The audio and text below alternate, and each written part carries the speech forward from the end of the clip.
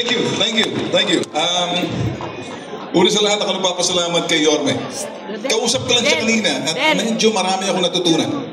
Mga bagay na ako minsan na hindi ko nakikita, pero nakikita niya dahil sa ibaba siya, which is basically sa lokal.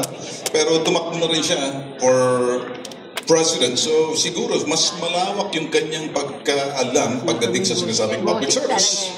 Kaya I tip my hat kay Mayor Isko Moreno as comebacking, kanyang Vice Mayor, si Ali, si Atienza.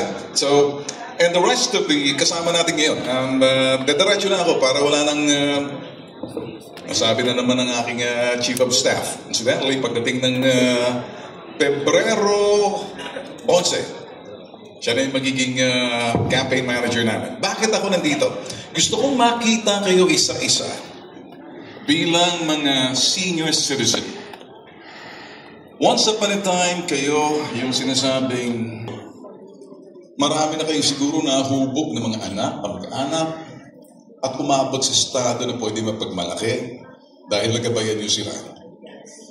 Mahalaga sa atin yung sinasabing pamilya ng senior, binibigyan ng gala at binibigyan ng kahalagahan dahil kung hindi sa inyo, walang henerasyon na sumunod, paghubog, ano? So, dahil dyan, ako si Ben. Yorme Isko Moreno Domagoso!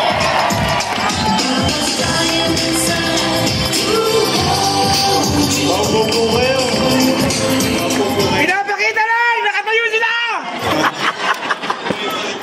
Hi! Hello!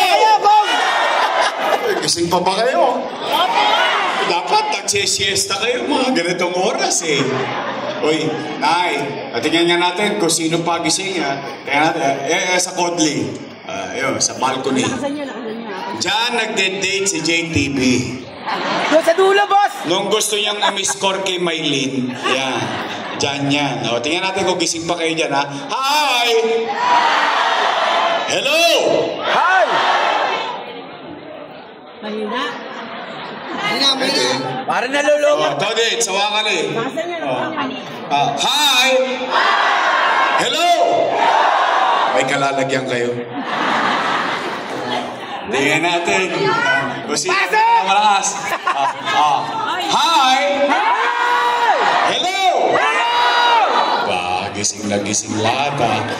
Taas ka kamay, taas ang kamay. Sabay-sabay tayo mag-inat. Ay! Good afternoon! Good afternoon! Ay, Nay, maraming salamat.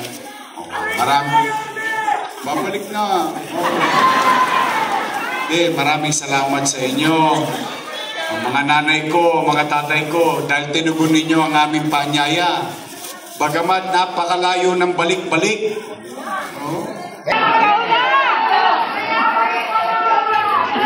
Thank you. Alam ko, marami kayong gawain sa bahay. Iniwan ninyo yun. Nagtungo kayo rito. Kaya, mga nanay ko, mga tatay ko, mga lolo't lola ko, pumanatag naman kayo.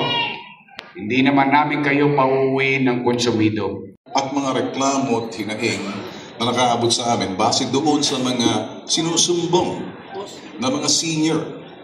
Ang ayaw namin sa bitag kami ay, kumbaga, tumatayo kami sa mga taong walang kaboses-boses, walang mukha, mahihina, napapabayaan, inaabuso, pinagsasamantalahan, niloloko. Ngayon, sa parte ninyo, kaya sa amin, ahoy, wala na akong magulang, kamamatay lang ng aking ina, matagal na kami kung titingnan natin. Yumako yung aking ina at the age of 98. Malaking impluwensya ng aming magulang sa amin. Hindi kami siguro umabot sa estado na to kung hindi kami tinuruan ng aming ina na yung marunong makinig. Pakinggan mo. Kinakailangan marunong kang umunawa, maawa, at hindi lang awa umunawa, pagkus gawin mo yung pwede mong magawa. Tumulong ka. So laging sinasabi ng aking ina, mga anak, masaswerte kayo. At dahil maswerte kayo na talim sa aming isipan na yung bagay na yun, intindihin nyo. Pag medyo mababa sa inyo, o di kayo kinakailangan, tulungan nyo. Huwag na kayo magantay.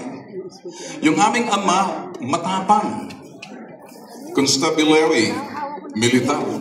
Kaya kung saan-saan kami nagdestino, iba't ibang probinsya, hindi ako nakapag-aral ng isang eskwelahan na kumbaga na kumpleto ko ng 2 o 3 taon. Hindi. Iba't iba. Kaya natikman ko lahat ng mga astig, ng mga bully. Kaya kami naging ganito. Kapag sick kasi, kinakailangan, bawat eskwelahan pinupuntahan mo, makaka-enkwentro mo yung mga sinasabing bully, manduduro, lahat na lang. Kapag hindi ka marunong dumapensa, hindi mo kayo ipagtanggol ang sarili mo, kawawa ka. At nung makikita nila na medyo, ito matapang. So lahat ng mga nasasagasaan, binubugbog, niluloko, tumatakbo sa amin. So, naging tatak namin yun. Na parang tumayo doon sa mga hihina. Kami na nung araw kasi uso pa yung suntukan sa likod ng eskwelahan, sa ilalim ng puno ng mangga. Square na agad yan. Mag-a-announce na yan. Naku, mamay, may laban na. So, naging kamahagi sa amin yun. Paghubog sa amin, napakahirap ng dinanas mo na kung saan-saan ka. Ako pinanganak sa Lanao. Isang kapatid ko sa Hulo, yung isa sa Cotabato, yung isa sa Davao, yung isa sa Cagayan de Oro City, 2 lang sa Manila, isa sa Leyte.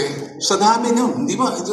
Tsaka kung saan ang destino ang tatay namin nandoon kami. Kaya ganito ang aming pagiging astig. Totoo, hindi kami namimeke. Pero isang bagay na gusto ko lang makita na nakita ko kayo, may habang nakipag-uusap kanina, tinaalam ko, ano bang ganito, nakita ko iba. Iba yung bagay na ginagawa niya sa Maynila papatupad ng sinasabing pag-aalaga doon sa mga senior. Siguro, you're so lucky. Pakaswerte ninyo. Sana bumalik to. At, alam niyo, hindi naman kinakaroon ng kampanya to Hindi na Kumbaga, sigurado na yan. Kaya lang, meron ako nakikita sa kanya, gusto niya siguro talagang people to Gusto niya kayo makausap. So ako, marami akong natutunan sa kanya. Mga matatandang lumalapit sa amin. Ang unang nakikita ko, yung napapabayaan ng mga anak. Napapabayaan na, binabalahuran na. Meron sinasabing elderly abuse. Kuminsan, pinababayaan na sa lansangan. Napapagpag sa amin, tumutulong na kami. Kaya nung makikipag-usap ko sa DSWD Secretary, si Rex Gatchalian, sabi niya, Ben, siguro, itong natin gagawin na gusto namin makipag-ugnayan sa Department of Justice at saka sa DSWD na obligahin ang mga anak, alagaan, huwag pabayaan ang mga matatanda, bagkus mahalin. Pero may nakikita kami ng mga loko-loko mga anak. Napakawalang hiya.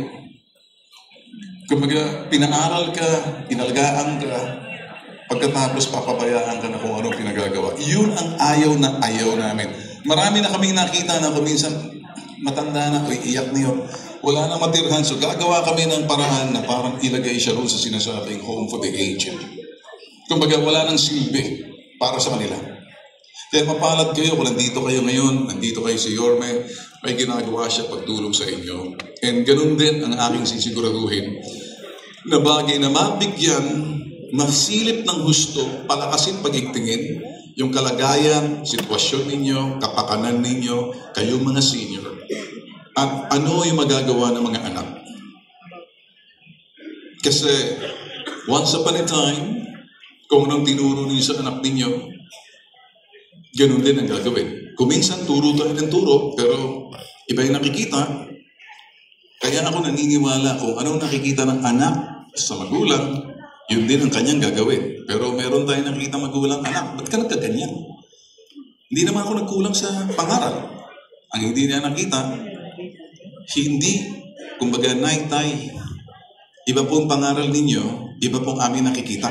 So, yung nakikita ko sa magulang ko, nung nakikita ko sa nanay ko, sa tatay ko, iisa lang.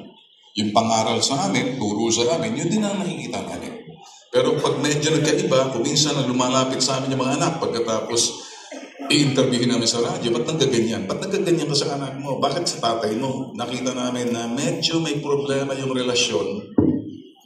ng anak sa magulang. Yung magulang nagpapaya noong mga panahon yun. Kaya itong bagay na to, sinishare ko lang sa inyo. Hindi ako nangangaral. Mga totoong tao, totoong buhay, totoong hamon, totoong pangyayari. Hindi ako gumagawa ng kwento.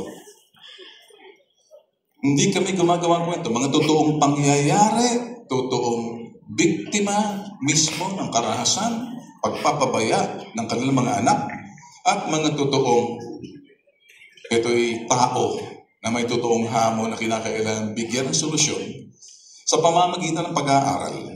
Paigtigin pala kasi ang estado ninyo, kapakanan ninyo at karapatan ninyo. Yun ang aking gustong sabihin. Pero for now, ang isang nakita ko kay Yorme, iba yung execution niya. Iba yung gusto niya mangyari dahil parang kayo, dumating na ang panahon ninyo na kinakailang inaalagaan, inaaruga. Pag medyo lahat sana ng mga politiko natin ay tinitingnan, pinangangalagaan ang kapakanan. Una, yung estado ninyo, kapakanan ninyo, kalagayan ninyo, at karapatan ninyo. Eh, siguro lalakas.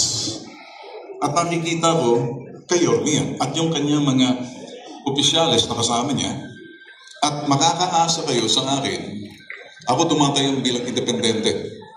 Wala akong kinakampahin, pero ginagest ako kahit sinong partido, okay lang sa akin. Basta't ang importante, ang tao ang siyang pagsilbihan.